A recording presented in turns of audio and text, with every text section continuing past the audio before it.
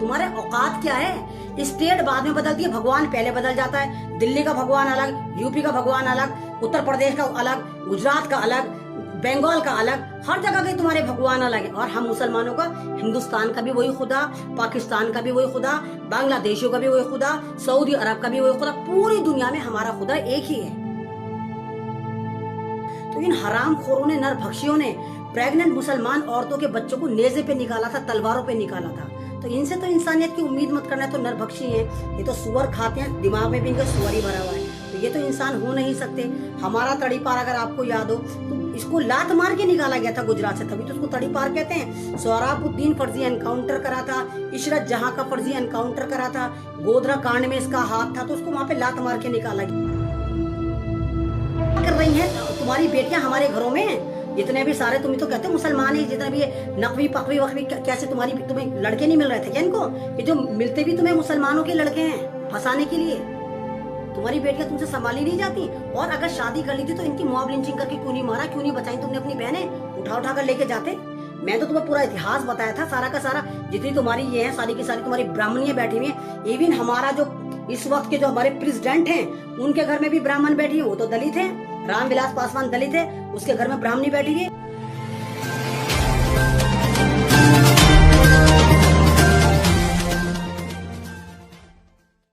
पहले जमाने में कहावत अगर आपने सुनी हो कि कुत्ते की दुम को अगर नली में रखा जाए तो वो 14 साल भी रखो तो वो सीधी नहीं होती। लेकिन इन दल्ले पिल्ले आरएसएस के लोगों के लिए है कि इनको अगर 1000 साल भी नली में रखा जाए तो ये कुत्ते के पिल्ले सीधे नहीं होंगे। और एक कमाल का फैक्ट और बता देती हूँ आपको, आपके अगर कोई कुत्ता काट लेता है, आवारा कुत्ता काट लेता है, तो बदले में हम उनके नहीं काटते। तो ये आवारा कुत्ते हैं, ये वो जंगली कुत्ते हैं जिनका इलाज सिर्फ गोली मारना है। कि एमसीडी वाले आते हैं, अगर कोई आवारा कुत्ता हो हमें काट ले तो बदले में हम उसके नहीं काटते हैं, एमसीडी वाले आते हैं फिर उसको गोली मार देते हैं। तो ये सारे के सारे जितने दल्ले पिल्ले 1 करोड़ के करीब हो चुके हैं, ये दल्ले पिल्ले आवारा सांड पालतू जानवर कुत्ते, तो ये सिर्फ वही लैंग्वेज समझते हैं कि इन्हें मार दिया जाए। तो इनके मैं मुंह नहीं लगती हूँ, ना मैं भक्तों के मुंह लगती हूँ, ना मैं गधों के मुंह लगती हूँ। और जैसे सुअर की नाजायज औलादें होती। सुअर अगर आपने देखो, अगर आप रिसर्च करें, यूट्यूब पर जाकर भी देखें, ऑस्ट्रेलिया वगैरह में जहाँ पलते हैं, इनका फार्म होता है जहां पर इनकी फार्मिंग वगैरह होती है, तो वो इनको बांध कर रखते हैं। जैसे ही इनको खोलते हैं तो गंदगी खाने की तरफ भागते हैं। तो ये सारे दल्ले पिल्ले जो हैं वो सुअर की नाजायज औलाद हैं। इन्हें अच्छी चीज नजर नहीं आती है, इन्हें वही गोबर मूत्र यही वाले हैं। तो इन्हें गंदगी ही है, गंदगी से बने हुए हैं और गंदगी ही खाते हैं और गंदगी ही फैलाते हैं और गंदगी ही बांटते हैं। इन्हीं की वजह से आज पूरा भारत बर्बाद है, पूरा आतंकवाद का शिकार है। तो यही मैं आपसे कह रही हूँ कि आज की पोस्ट पर कोई भी आपको नजर आए, आप फौरन जाएं, उसको ब्लॉक कर दें। तो इनकी औकात यही है कि इनको इनका रास्ता दिखाया जाए। क्योंकि मैं पहले कह रही हूँ कि ये किसी माँ की औलाद नहीं होते और माँ की औलाद हो ही नहीं सकते, क्योंकि कोई भी माँ ऐसा नरभक्षी पैदा नहीं कर सकते। कल ही के लाइव में मुझे दल्ले पिल्ले ने बोला था कि तू भारत माता की जय क्यों नहीं बोलती। अबे हराम खोरो, कितनी बार मैं डिफाइन कर चुकी हूँ कि हम भारत माता की जय नहीं बोलते, हम माँ को जन्नत बोलते हैं। और जन्नत होती है, तुम्हारी तरह हरामखोर नहीं होते कि अपनी माँ पे चढ़ गए, अपनी बहनों पे चढ़ गए, भारत माता की जय कहा, बहन कहा, लक्ष्मी देवी कहा, ये माता कहा, वो माता का, और माता का बलात्कार कर लिया। सबसे ज्यादा रेपिस्ट तुम होते हो, सबसे ज्यादा दल्ले पिल्ले तुम होते हो। तुम्हारी हुकूमत जो नाम बीजेपी का है, लेकिन सिक्के का एक ही रुख है, या तो आरएसएस बोल दो या बीजेपी बोल दो, जो तुम पक्के रेपिस्ट हो। और ये मैं नहीं कहती, कोई सा भी आप चैनल उठाकर देख लीजिए, यूट्यूब उठाकर देख लीजिए, सबसे ज्यादा रेपिस्ट जो है इस वक्त बीजेपी वाले हैं या आरएसएस वाले हैं।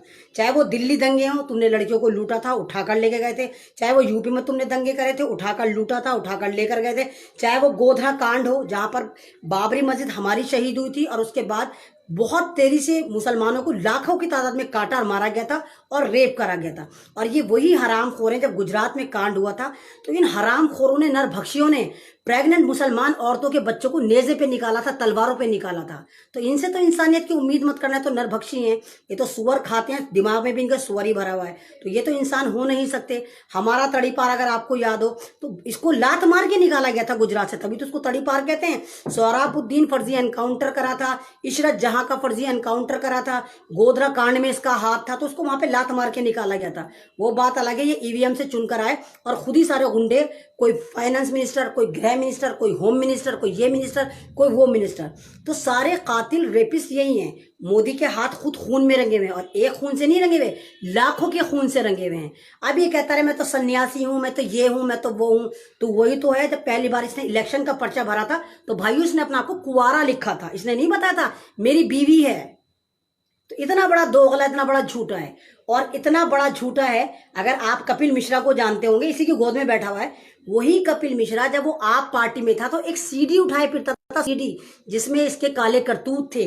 वो सेक्स की वीडियो थी जिसमें मोदी किसी लड़की के साथ सेक्स करता था बराबर, तो वो सीडी उठाए फिरता था। इसीलिए धमकियां देता था, पार्लियामेंट में सीडी लेके पहुंच जाता था वो कपिल मिश्रा। उसके बाद ईमान फरोश तो होते हैं ये सारे के सारे। तो बीजेपी ने उसको खरीदा और फिर वो मोदी की गोद में बैठ गया। वो सीडी स्कैंडल खत्म हो गया। वो मोदी के ही काले करतूत थे। और अभी भी आप देख लीजिए, मोदी जिसका हाथ पकड़ लेता छोड़ता नहीं है, चाहे वो लड़की हो चाहे वो लड़का, ये दोनों टाइप का आदमी है। ये ना तो मर्द को छोड़ने को तैयार रहता, ना ये औरत को छोड़ने को तैयार, मर्दों को पीछे से पकड़ लेता है। जबकि यूरोप का इतिहास है, यूरोप वाले जो होते हैं वो बहुत कम, हल्के से सेकंड के लिए हक करते हैं और अलग हो जाते हैं। लेकिन ये जिसको पकड़ लेता छोड़ता ही नहीं है, और फिर कहता है ये हमारे मित्र हैं, ये हमारे मित्र हैं। सबके साथ ट्रम्प की बीवी का हाथ पकड़ लिया, ऐसे छोड़े ना उसको, ऐसे देख रहा था। मतलब बस पकड़ के बस क्या कर ले, इसको कहां ले जाए खींच के। नीता अंबानी के साथ आपने देखा ही है, नीता अंबानी को मतलब यूं करके यूं, मतलब उससे हाथ मिला रहा है। पीएम है, हाथ मिला रहा, तो देखना तू किससे हाथ मिला रहा है। और भाई अगर आपको याद हो, हमारे हॉलीवुड की एक रंडी है, आप भी जानते होंगे बहुत अच्छी तरह, प्रियंका चोपड़ा, हिंदुस्तान की थी, मिस वर्ल्ड बनी थी, कहां जाके बस गई। एक अमेरिकन सिंगर को फंसाया अपने 15 साल छोटे, उससे कमाल की बात, कहां की सेक्रेटरी, कहां की मेंबर बनी हुई है, यूएनओ की मेंबर बनी हुई है वो। और मोदी से मिलने गई, वो मोदी से मिलने अमेरिका में गई, इतने इतने से कपड़े पहन कर गई। और मोदी उसको नहीं देख रहा था, उससे बातें नहीं कर रहा था, बराबर उसकी टांगों पे देख रहा था कि कपड़ा कहां से शुरू होता है। क्योंकि उसने स्कर्ट भी 1.5 फुट की पहनने की, सॉरी स्कर्ट भी 1.5 इंच की पहनने की थी। तो मोदी उसकी बातों में इंटरेस्टेड नहीं था, उसकी टांगों को देख रहा था कि कहां तक की नंगी है। तो ये हाल है इनका कि जहां लड़की देखी नहीं और इनकी नेत फिसली नहीं, हर एक के साथ यूं चेप हो जाते। और फिर भी मोदी मोदी मोदी भगवान, अय्याश भगवान तुम्हारा, हर एक इंसान अय्याश। वो बलात्कारी अमिताभ बच्चन, वो भक्तों का भगवान अमिताभ बच्चन, अमिताभ बच्चन, अमिताभ बच्चन, कितना बड़ा अय्याश है ऐश्वर्या एक रात के लिए। और ये मैं नहीं कह रही, यूपी के उस वक्त के सन 2006 की बात है, पेपर छपे हुए थे सारे के सारे, स्कैंडल में पकड़ी गई थी। और उसके बाद अपने गे की बीवी बनाकर ले गया था, वो जो हिरड़ा हाइस का बेटा है उसकी बीवी बनाकर ले गया था। तो ये हाल है इनके भक्तों के। यश भगवान हमें कहेंगे हलाला गल, हलाला गल। मैं पहले भी डिफाइन कर चुकी कि हलाला क्या होता है। हम तुम्हारी तरह नहीं है कि द्रौपदी को तो तुम्हें याद होगा, तुम तो द्रौपदी को पूजते हो कि द्रौपदी 5 पांडवों की अकेली बीवी थी, और एक ही वक्त में पांचों के पांचों 5 पांडव थे ना। और क्यों कि जी माँ हम कुछ लेकर आए, जाओ 5 बांट लो। इतने बड़े तुम आज्ञाकारी थे कि एक की बीवी थी वो, 5 ने बांट ली। ऐसे होता है, कहीं होता है? आज भी हमारे हाथों नहीं होता। हम माँ की फर्माबरदारी करते हैं, लेकिन ऐसे नहीं करते कि वो कहे कि बीवी शेयर कर लो तो सब बीवी शेयर करके बैठ जाए। और हरामखोर हमें कहते हैं हलाला। हलाला का मतलब नहीं पता, बस निकाल के बैठ गए हलाला हलाला। इन हरामखोरों ने तो अपने वेद नहीं पढ़ रखे, गीता और रामायण तो बहुत दूर की बात है, सिर्फ रामायण टीवी पे देख देख के ना थोड़ी बहुत आ गई होगी, महाभारत टीवी पे देख देख के थोड़ा बहुत आ गया होगा। तो तुम क्यों नहीं बात करते द्रौपदी की कि जिसके 5 पांडव थे। और कमाल की बात है, अगर एक आध पांडव हिजड़ा भी रहा होगा तो पकड़ा ही नहीं गया होगा। भाई क्या पता कौन सा बच्चा किसका नहीं चला होगा। उस जमाने में डीएनए भी नहीं होता था कि पता क्या चले कौन सा किसका बच्चा है। तुम्हारा मजहब की बात करोगे तो मजहब में सब तुम्हारा झोल है। मजहब पे बात मत करना, मजहब पे बात आएगी तो वहीं तक छोड़कर आऊंगी जहां से तुम चले होंगे। तुम्हारे औकात क्या है? स्टेट बाद में बदलती है, भगवान पहले बदल जाता है। दिल्ली का भगवान अलग, यूपी का भगवान अलग, उत्तर प्रदेश का अलग, गुजरात का अलग, बंगाल का अलग, हर जगह के तुम्हारे भगवान अलग है। और हम मुसलमानों का, हिंदुस्तान का भी वही खुदा, पाकिस्तान का भी वही खुदा, बांग्लादेशियों का भी वही खुदा, सऊदी अरब का भी वही खुदा, पूरी दुनिया में हमारा खुदा एक ही है। और एक ही हम कलमे में जिनको मानते हैं रसूल पाक, वो हमारे मोहम्मद सल्लल्लाहु अलैहि वसल्लम है, सिर्फ वही हैं। और कुछ जाहिर कह रहे थे अहमद रिजवी तो खुद कह रही है इस्लाम जो है मात्र 1400 साल पुराना है। अबे खबीसो, इस्लाम पुराना है। हजरत आदम अलैहिस्सलाम भी हमारे थे, हजरत हव्वा भी हमारी थी। हर जमाने में जब पैगंबर आए हैं तो उनका अलग, हजरत मूसा अलैहिस्सलाम हमारे थे, ईसा अलैहिस्सलाम हमारे थे। तो अलग अलग पैगंबर आए तो अलग अलग नाम रखा गया। जो लास्ट में आए उनके जो उन्होंने फैलाया उसका नाम इस्लाम रखा गया और किताब का नाम कलाम पाक रखा गया। तो जाहिलो गोबर भक्तों, पहले स्टडी पूरी करा करो, फिर बकवास से हाँ का करो। तमीज इनको कुछ है नहीं, बस भौंकवा लो। हलाला है, 1400 साल पुराना है, हमारा पुराना क्या पुराना है? सबसे पुराना मजहब हमारा है। हजरत आदम अलैहिस्सलाम हमारे थे। और तुम तो जाहिल यूं कहते हो, तुम्हारी साइंस भी ये कहती मानव जो था पहले बंदर था, चिंपांजी था। तो अबे जाहिलो, मैं तो साइंटिस्टों से कहती हूँ जितने चिंपांजी ये क्यों नहीं इंसान बने अभी तक? इनकी दुनिया क्यों नहीं खत्म हुई? जब मानव पहले बंदर था तो जितने बंदर जंगलों में हैं, चिंपांजी है, ये क्यों इंसान नहीं बने? इनकी दुनिया क्यों नहीं खत्म हुई? तो तुम तो जाहिल हो, तुम तो साइंस फैक्ट भी मैं नहीं मानती। साइंस अब कह रही है कि पार्टिकल गॉड पार्टिकल। हमारे कलाम पाक में तो 1400 साल पहले लिखा हुआ है कि दुनिया पार्टिकल पे बनी हुई है, नेचर के बारे में सब लिखा हुआ है। कलाम पाक में एक भी बात गलत नहीं लिखी हुई। तुम्हारी तरह नहीं कि कलाम पाक जिहाद फैलाता है, कलाम पाक जिहाद नहीं फैलाता। कलाम चांस, गोल्डन व्यूज, गोल्डन अल्फाज लिखे हुए हैं उसमें, लेकिन पढ़े कौन? जाहिलो, बस हलाला पकड़ के बैठ गए हो। वो अलग बात है, तुम्हारी घर वाली अलग, बाहर वाली अलग, रात वाली अलग, दिन वाली अलग, ऑफिस वाली अलग, गाड़ी वाली अलग। तुम्हारी 10 रखैले तुम पालते हो, वहां तुम्हें कोई इशू नहीं। लेकिन वही मुसलमान अगर हलाल करके, अगर इस्लाम में 4 शादियां हैं, ये नहीं कि फौरन करो ही करो, उसमें भी टर्म्स एंड कंडीशन है। अगर पहली बीवी इजाजत देती है तो दूसरी शादी मर्द कर सकता है, और जब कर सकता है अगर वो साहिबे हैसियत है और दोनों को एक सा हक दे सके।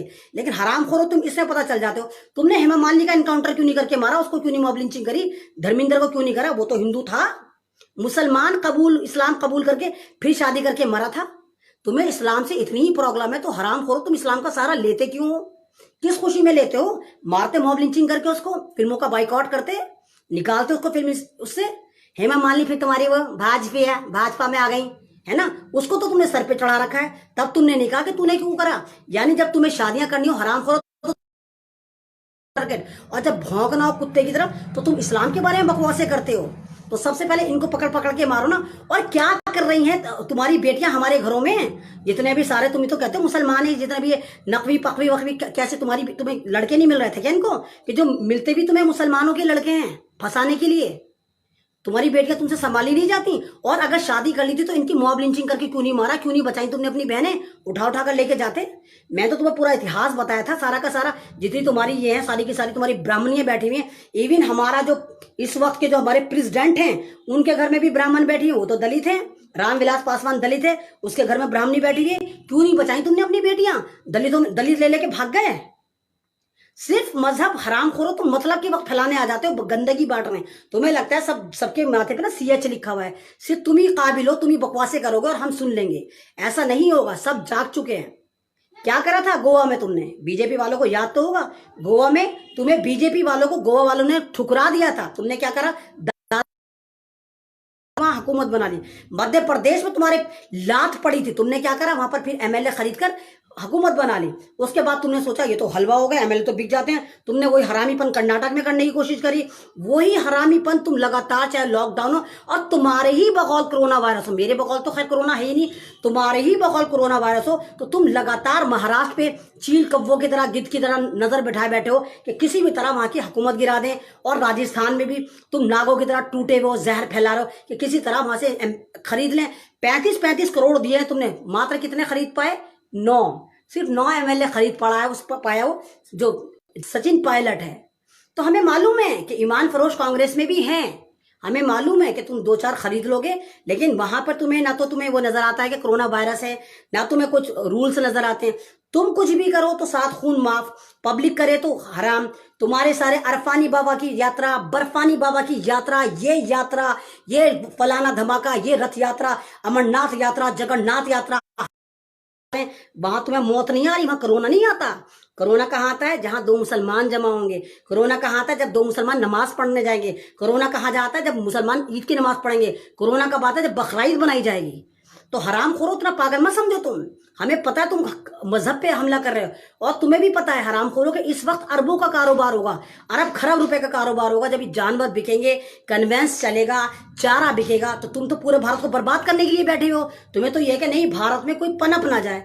और बकरे के ज्यादातर व्यापारी जो होते हैं मुसलमान होते हैं, तो तुम्हें तो ये मुसलमानों को तो बर्बाद करना है। जब तुमने अच्छे धुरंधरों को नहीं छोड़ा तो मुसलमानों को तो तुम वैसे ही भाई बड़ दुश्मन हो।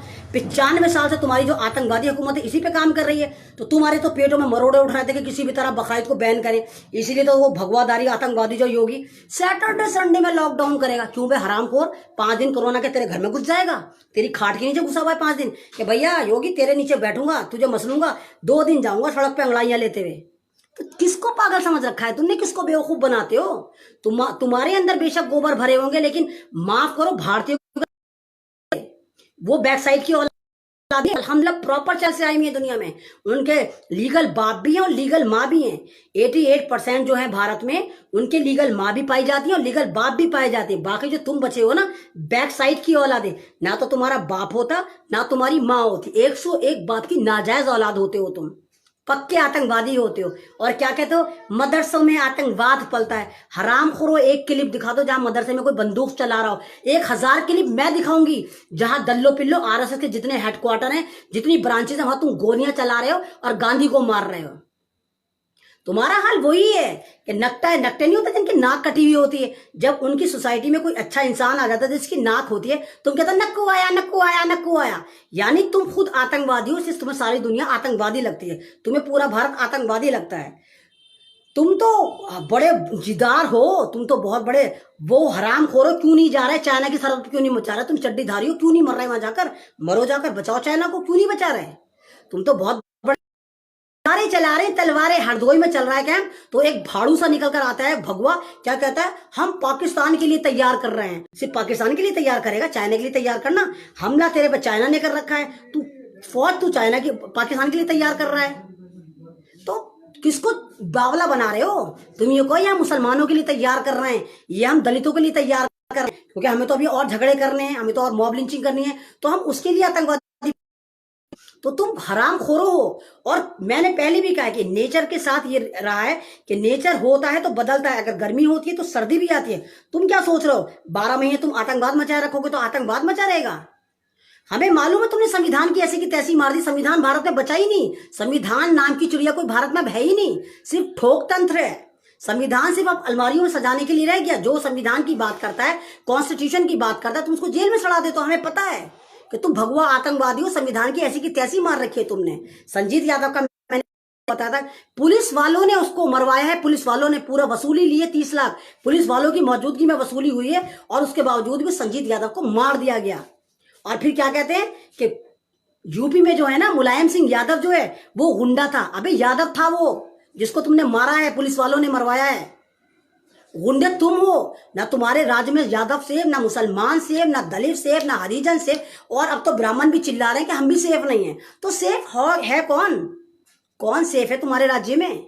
रोजाना नया स्कैंडल, कोई पत्रकार सेफ नहीं, कोई नेता सेफ नहीं, कोई सोशल एक्टिविस्ट सेफ नहीं, आम पब्लिक सेफ नहीं। बेटियां तो खैर सेफ है ही नहीं, देख लो क्या हाल कर रखा था।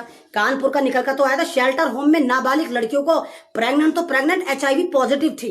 HIV पॉजिटिव कब होती है भाई, खुद आपको पता है कब होती है HIV पॉजिटिव। और सारे के सारे कौन जाते थे? बीजेपी के, ये बीजेपी के भगवा जाते थे सारे के सारे, उन लड़कियों को ऑफिस में सप्लाई होता था। तो किसके साथ बेवकूफ बना रहे? रोजाना आंकड़े देने आ जाते 10 लाख 20 लाख। तो पागल समझ रखा, हमें नहीं पता तुम किसको बता रहे हो। तुम UN को बता रहे हो, तुम WHO को बता रहे हो, देखो हम तुम्हारे मिशन पे चल रहे हैं, हमने इतने केस कर दिया, हमारा पैसा तैयार रखो जिससे हम आतंकवाद को बढ़ावा दें। करा क्या है तुमने? जब 550 केस थे तो तूने फौरन के फौरन लॉकडाउन लगा दिया था। 550 केस थे भाई भारत में, कहीं लॉकडाउन नहीं था, दुनिया आराम से चल रही थी, हिंदुस्तान आराम से चल रहा था, पूरा भारत जाम कर दिया। और अब कह रहा है 15 लाख हो गए, तो पकड़ के इसको मारो ना, PM को भी मारो, इन CM को भी मारो, इन पुलिस वालों को भी कुत्ता बना बना के मारो कि जब तुमने सारा लॉकडाउन कर दिया था फिर ये केस कैसे बढ़े, कैसे बढ़े ये केस? लेकिन सवाल कौन करे? जो सवाल करेगा UAPA। अब मेरी पोस्ट के नीचे आगे कहते हैं अहमद रिजवी पे UAPA लगाओ। तुम्हारे बाप की अदालत लग रही जो लगाओ। यानी तुम खुद बता रहे हो हराम खोरो कि तुम UAPA जेन्युइन नहीं लगाते, तुम उठा के लगाते हो। जो हुकूमत से सवाल करे, जो हुकूमत की नीतियों के खिलाफ जाए, जो हुकूमत से ये कहे कि तुम गलत हो, तो तुम उसमें UAPA लगा देते हो, NSA लगा देते हो। और डॉक्टर कफील उसकी खुली मिसाल है कि डॉक्टर कपिल को ये चाहते ही नहीं कि बाहर निकले। एक केस से आजाद होते हैं, दूसरे केस में फंसा देते हैं, दूसरे केस से आजाद होते हैं, तीसरे। क्या रहा है ड्रामा तुम्हारा? कर क्या रहे हो? मीरान हैदर, जितने भी मैंने कल भी आपको बताया था, खालिद सैफी भाई, बहुत सारे ऐसे नॉन मुस्लिम भी हैं जो जेएनयू से उठे, मेरे नाम याद नहीं रहते क्योंकि मेरा भी भाई दिमाग ये नहीं याद रहता मेरे इतने। बहुत सारे लोग हैं जो मैं नहीं जान, नाम जिनके मेरे शर्जील इमाम, शर्जील उस्मानी, बहुत सारे हैं जिनको उठा उठा के जेलों में भर रखा है। किस वे पे? यूएपी लगा रखी है, एनएसए लगा रखा है कि ये आतंकवाद फैला रहे थे। तुम्हें मतलब भी पता है आतंकवाद का क्या होता है, संविधान का मतलब भी पता है। जिस संविधान की तुम कसम खाकर आते हो, तुमने उसकी ऐसी की तैसी मार रखी है। और भाइयों, मैं आपसे भी कह रही हूं, आप खुशफहमी का शिकार होना बंद कर दें। वो जमाने गए जब खलील खां फाख्ता उड़ाया करते थे। इसका कहने का मतलब ये कि वो जमाने गए जब भारत में संविधान हुआ करता था। इस वक्त संविधान का कत्ल हो रहा है, बहुत तेजी से हो रहा है। संविधान नाम की कोई चिड़िया नहीं बची, कुछ नहीं बचा। आप संविधान की बात करोगे, आपको ठोक दिया जाता है। अगर आप संविधान बचाना चाहते हैं, आप इंसानियत बचाना चाहते हैं, आप भारत में महात्मा गांधी को बचाना चाहते हैं, आप भारत में भीमराव अंबेडकर को बचाना चाहते हैं, आप फ्रीडम फाइटर को बचाना चाहते हैं, तो आपको उखाड़ फेंकना होगा जड़ से इस हुकूमत को। बिहार इलेक्शन में इनको दिखाइए अपनी पावर, कि पब्लिक पावर क्या होती है। यूपी इलेक्शन में आप दिखाइए कि जनता की पावर क्या होती है। दिखाइए बंगाल में जब इलेक्शन है कि इंसानियत क्या होती है, बंगाली क्या है। ये आपको हर बार आते हैं, बेवकूफ बनाते हैं। अभी देखा नहीं, राम मंदिर बनना है, क्यों? तेरे तो बगल कोरोना फैल रहा है, घरों में मरो। तुम तो कह रहे जब तू राम मंदिर बनाओगे तो तब कोरोना नहीं आएगा। क्यों नहीं आएगा? तुम जान के हरामीपन कर रहे हो ताकि तुम सोच रहे हो कि हिंदू वोट बिहार का हमारे पास आ जाए। हम कहते देखो हमने राम मंदिर बना दिया। राम मंदिर बनाने का मतलब क्या? तुमने तो मस्जिद शहीद कर दी। मस्जिद तुमने शहीद कर दी, मस्जिद के नाम पे तुमने लाखों मुसलमानों को काट दिया।